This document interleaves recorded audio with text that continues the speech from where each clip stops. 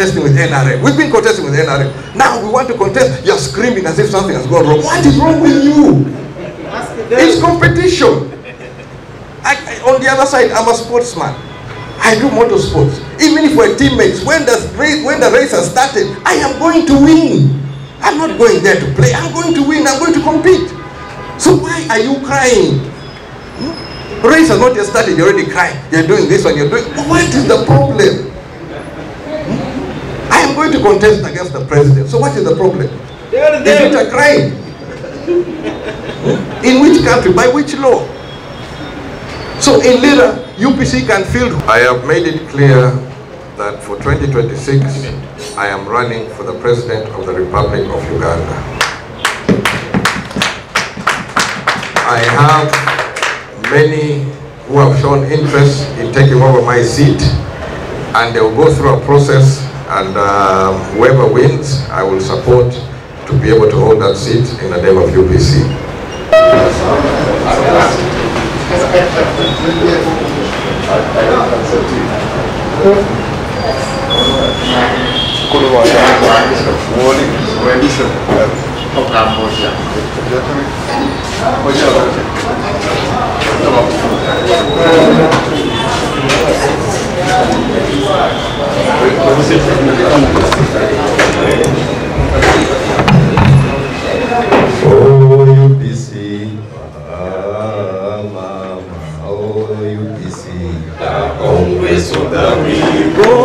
Akenna wetu mama, and UPC, the Congress of the People, everyone UPC. And everybody UPC. All of us UPC. Are you UPC. And the UPC.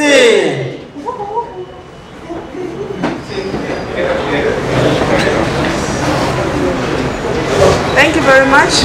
Good morning, ladies and gentlemen. My name is Arach Sharon, and I am the party spokesperson. Let me take this opportunity to introduce some of our cabinet members that are here. I'll start with the National Treasurer, Honorable Maxwell Akora. Thank you for joining us this morning. Thank you. Then we have the Assistant Secretary General, Mr. Ben Bakabulindi Chigongo.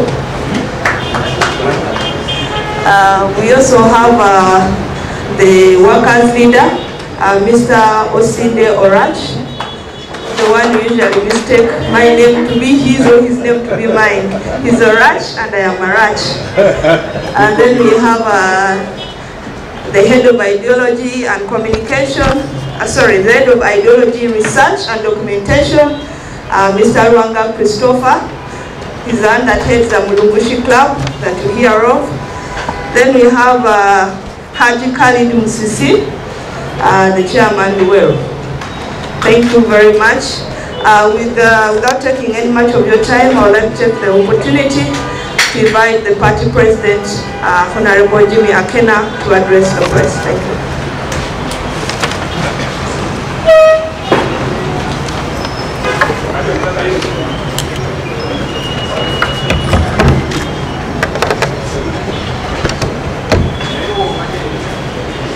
Good morning, members of the press. Allow me to welcome you to the UPC National Headquarters. And I hope 2025 is going well on your side. I am going to speak on a few matters, but first and foremost, I am calling out General Otafire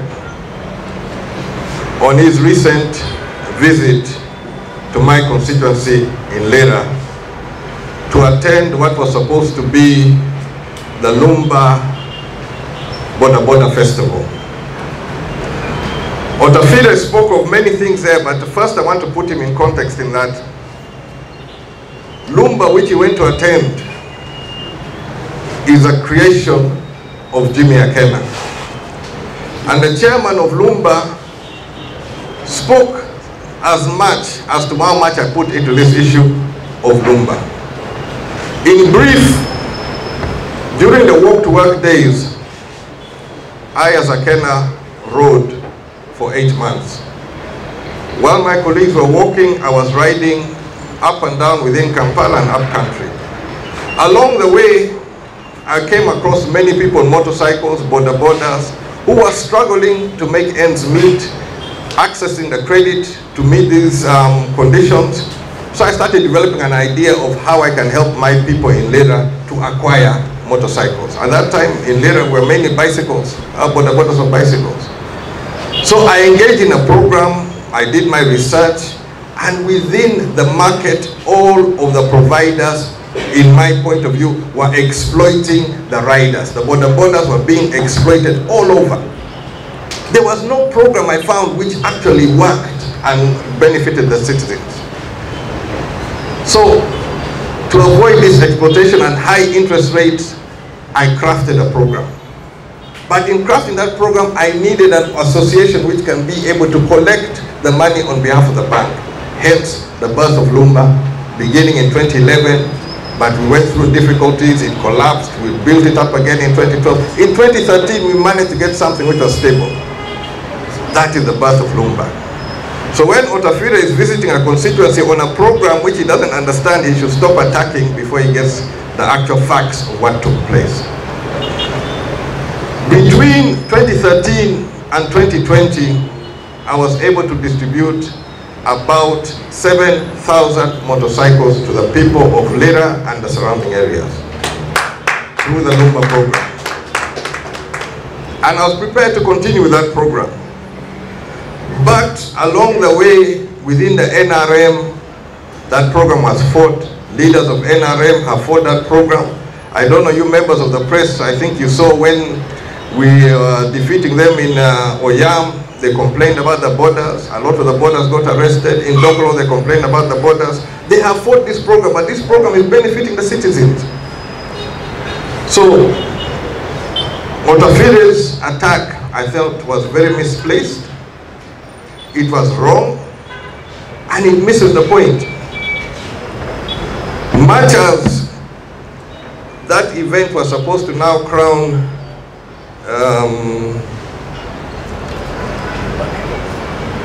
somebody as a patron of this organization, the so-called patron does not want to carry the debt or the liabilities of Lumba.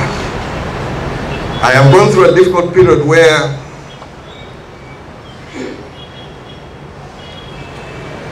efforts are made to prevent people from paying loans. And my cry has been, even if you're fighting Akenna, please, you go ahead and fight Akenna. But do not destroy a young Ugandan's future by destroying their credit. You destroy their credit, wherever they go in Uganda, they're still going to have to meet credit at some point. They'll need a loan at some point. Don't destroy the people. Now, the big question is now, am I crying over spilled milk? Definitely not. But the challenge is here that if Akenna can bridge a gap between a government bank, namely Post Bank, and a need in the society, which was the boda-boda, and through that 7,000 boda-bodas come, then NRM with all its officials are busy fighting Akenna to stop this program. Who are they fighting for? My cry is the people of Uganda are being exploited. I have demonstrated clearly that government has the tools. It's just the will to be able to serve the people of Uganda.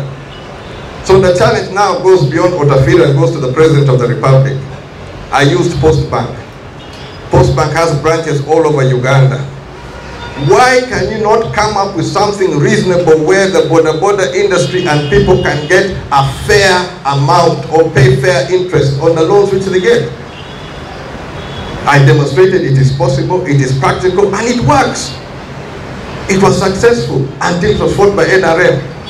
But the question now going towards 2026, who is going to do it for the people of Uganda? Who is going to do it for the boda-bodas within this country? That is my challenge and my question, which I put to the leadership of NRM. And this issue, I don't want to leave it here because we're going into election, and now the EC wants to cut the registration in February. I have mentioned, I have a daughter who is going to become 18 in August.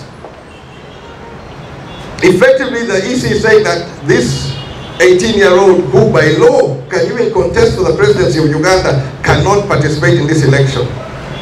I mentioned in previous times that when I returned from exile after my father's burial, I registered on the 26th of October. That next year, I was a candidate and a voter.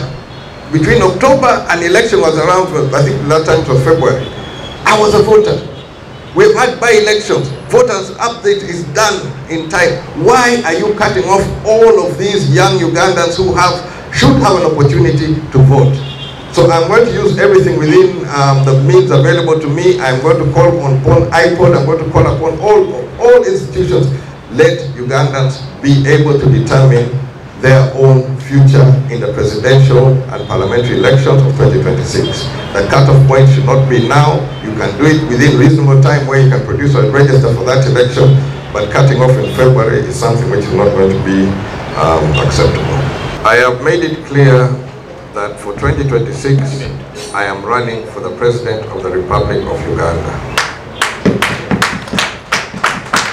I have many who have shown interest in taking over my seat, and they will go through a process, and whoever wins, I will support to be able to hold that seat in the name of UPC. But in my case, I've done my 4 terms as Member of Parliament. I'm now going to challenge for the highest office. Contesting with NRM. We've been contesting with NRM. Now we want to contest. You're screaming as if something has gone wrong. What is wrong with you? It's competition. On the other side, I'm a sportsman. I do motorsports. Even if we're teammates, when the race has started, I am going to win. I'm not going there to play. I'm going to win. I'm going to compete. So why are you crying? Race has not yet started. You're already crying. You're doing this one. You're doing. What is the problem? I am going to contest against the president. So what is the problem? Is it a crime? In which country? By which law? So in Lira, UPC can field whomever they feel. And if we feel that there's somebody who needs a red card and get off the field, we're going to put that red card out there. There are people who deserve red cards. Red cards are going to come out. And I don't have to explain myself that I put a red card. I put a red card on somebody who has demonstrated what they are doing. Red is more festive than red. So, where's the problem? I'm going to field candidates. And I don't have to discuss with NRM. NRM has nothing to do with UPC candidates. They should just prepare that we're going to be there. From the presidency all the way down. Yes, sir.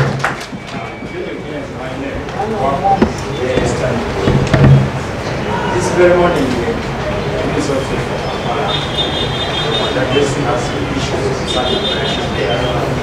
And you mentioned that Uganda has reached lower level of middle income. The question is it true that we have reached there?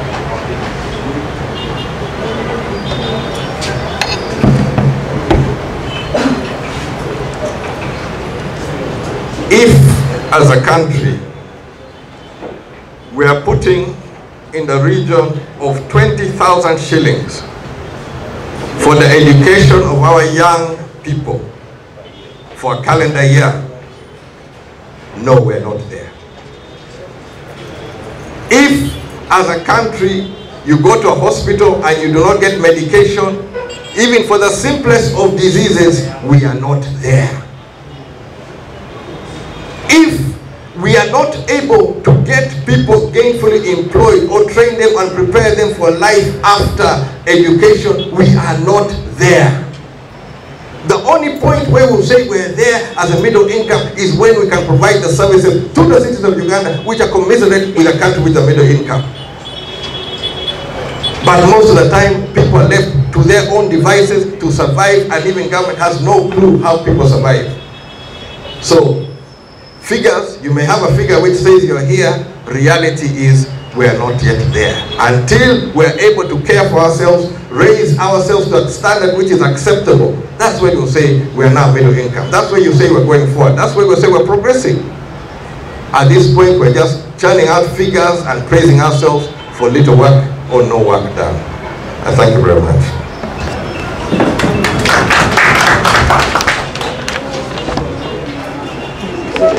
Sorry, today there's no Luganda portion of this. Sharon got a spinning.